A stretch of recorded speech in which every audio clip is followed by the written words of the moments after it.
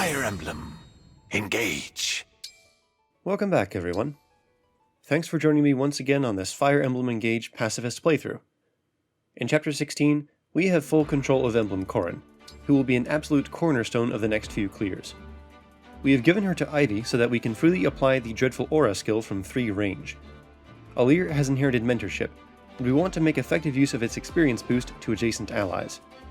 Fagato has also inherited Reposition, making it the most common skill we have in our party.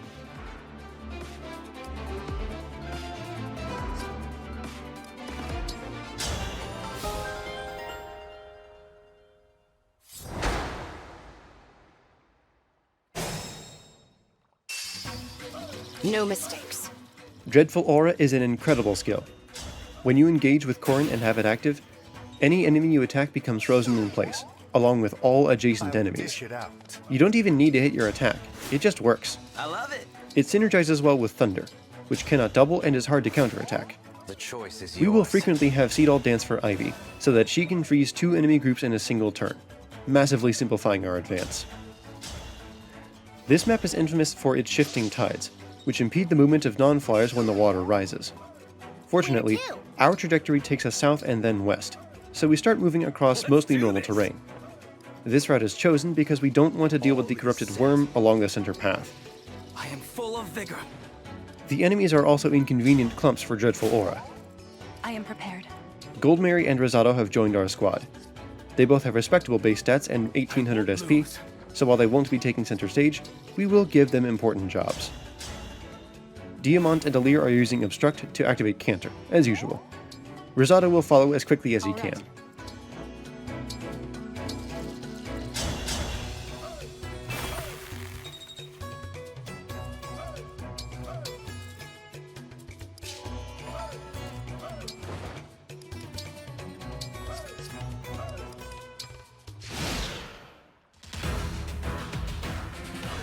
One consequence of going south is that we have to deal with the free staff on this Royal Knight. We've just bought a restore staff for the occasion. Hortensia's personal skill extends the range of restore, so she can use it to help her big sister out. We've already seen how effectively Ivy can lock down the first 5 red units, but now that the tide is low, we also have to contend with 2 Mage Knights. They both have L Thunder and a lot of attack range, but they're not so scary from behind a wall of ice. Alear and Diamant will arrange that for us. We would very much like for the Mage Knights to stay in place. As long as they do so, any melee enemies behind them cannot break our walls. To keep them still, we have to offer them compelling targets. Rosado is one such volunteer.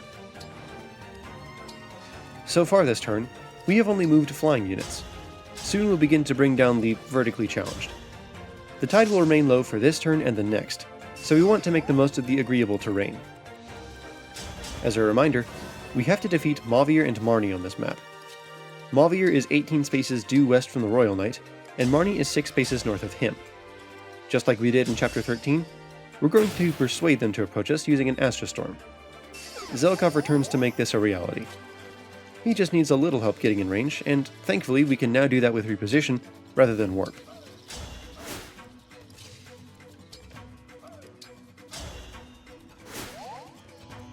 Pandrea blocks off the thicket, which the Mage Knights sometimes like to inhabit.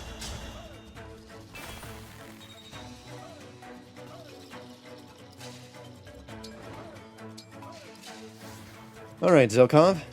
Nest of Hornets, that way. Poke. Nice.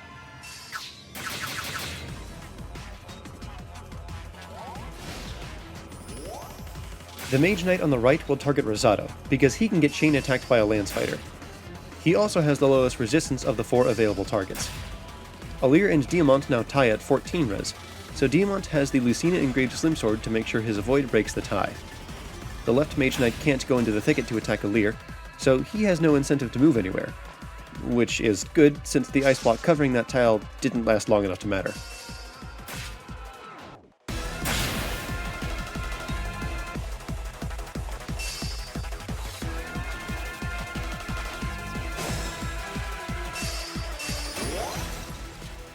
Mavier moved 5 tiles east and 1 tile north, presumably because this follows the shortest path to our units.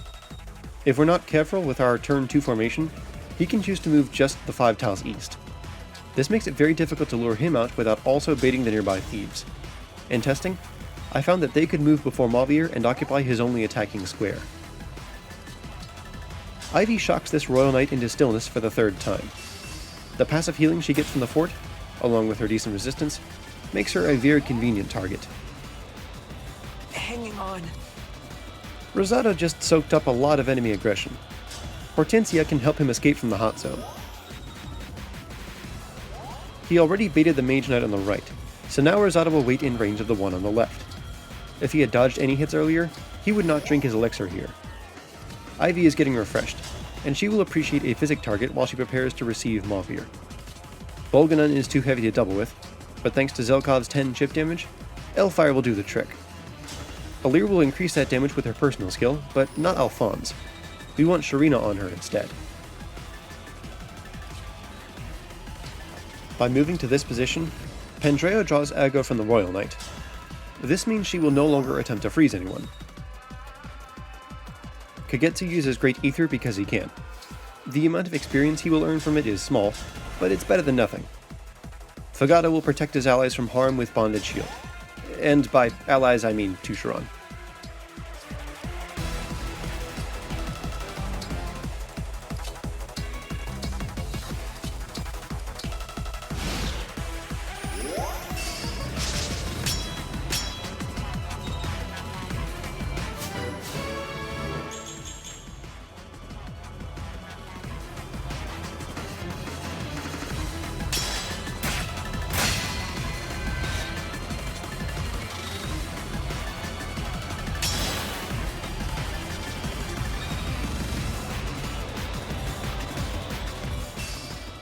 If this thief targeted Ivy, he could randomly block off Mavier's only legal attack.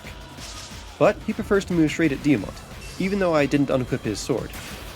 Fortified defense on Ivy makes the difference, though a tonic would work just as well. Thankfully, Mavier prefers attacking rather than using his silent staff.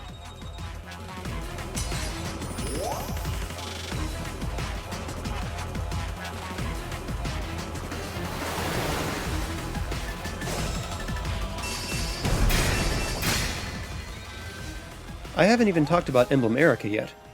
Her engage attack is Twin Strike, and while this first impression doesn't show its potential, Rosado still deals good damage.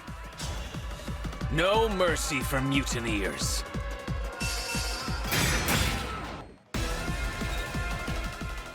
This damage enables Kagetsu to claim the kill.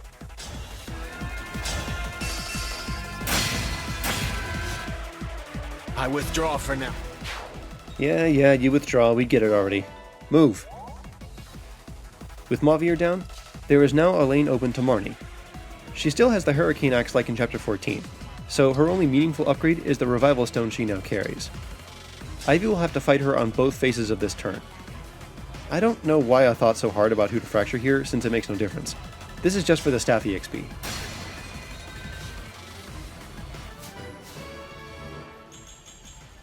This extra point of defense is not critical to our plans.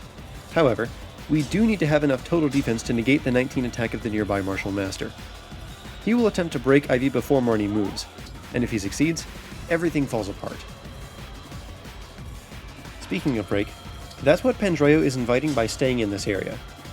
For once, Seedal's best course of action is to chain guard to prevent an unlikely death. We've been saving our Gata stance for this moment. This will allow Ivy to advance on Marnie and award Diamant a healthy chunk of EXP. Get used to seeing him in this role, since he's a flyer with Cantor who isn't required for much combat or movement staff utility.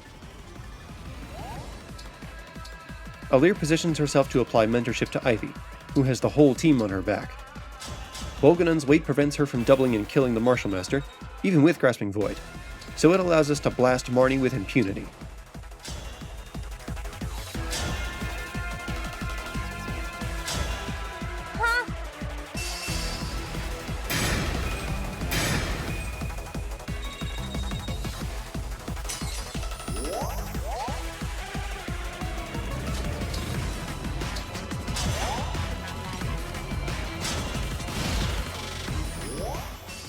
Pandreo only has 9 defense, so so while it's unlikely, he dies if both Lancers hit him.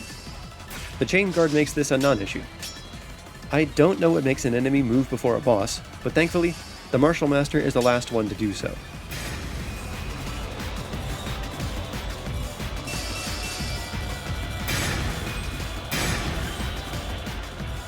Fine. We'll call it even. That's chapter 16 with 2 kills. Join me next time for, well, it'll be special. That I can promise. Take care, everyone.